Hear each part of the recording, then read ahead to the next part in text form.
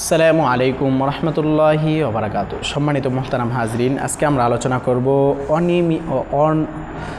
অনিয়মিত ঋতুস্রাব কিংবা মাসিক যদি হয় তাহলে তার তদবির এবং ওজিফা কি রয়েছে কোরআন এবং হাদিসের মধ্যে। আশা করি উপকৃত হবেন ইনশাআল্লাহ। মেরে মুহতারাম হাজরিন, আজকে এমন একটি বিষয় নিয়ে আলোচনা করব, বিষয়টা অত্যন্ত গুরুত্বপূর্ণ বিষয়, যেটা আপনারা ইতিমধ্যে জেনে গিয়েছেন। অনিয়মিত ঋতুস্রাব কিংবা মাসিক যদি হয় তাহলে এর তদবির কিংবা বেদনার চিকিৎসা কি রয়েছে কোরআন এবং হাদিসের মধ্যে, কি তদবির আমরা করতে পারি। তো মেরে মোহতারাম হাজরিন, মা এবং বোনেদের যে অসুস্থতা রয়েছে সেইটার বিষয়ে অত্যন্ত গুরুত্বপূর্ণ আমলটি। যদি কোনো স্ত্রী লোকেদের মাসিক রীতিমতো না হয়, যদ্দরুন ব্যথায় কষ্ট পাইতে থাকে, তাহলে তাহাকে নিম্নবর্তী বর্ণিত আয়াত কোরআনে কারিমের আয়াত দুইটি লিখিয়া, আমি যে দুইটি আয়াত বলবো এই দুইটি আয়াত লিখিয়া কোমরে ধারণ করিতে দিবে। এমনইভাবে বাঁধিতে হবে যে যেন তাবিজ জরায়ুর উপরে থাকে, ইনশাআল্লাহ আরোগ্য লাভ করিবে। সেই দুইটি আয়াত কি সবাই মনোযোগ দিয়ে শুনুন কিংবা নোট করে লিখে নেন। মেরে মোহতারাম হাজরিন, বিসমিল্লাহির রহমানির রহিম।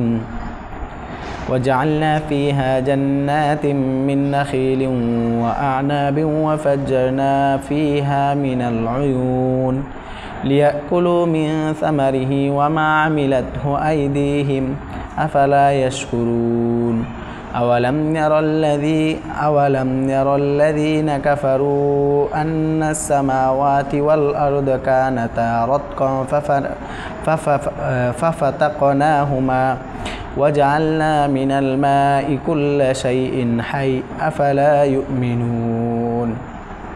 তো এই হচ্ছে সেই দুইটি আয়াত। আমি আবারও বলছি, وجعلنا فيها جنات من نخيل وأعناب وفجرنا فيها من العيون ليأكلوا من ثمره وما عملته أيديهم أفلا يشكرون أولم ير الذين كفروا أن السماوات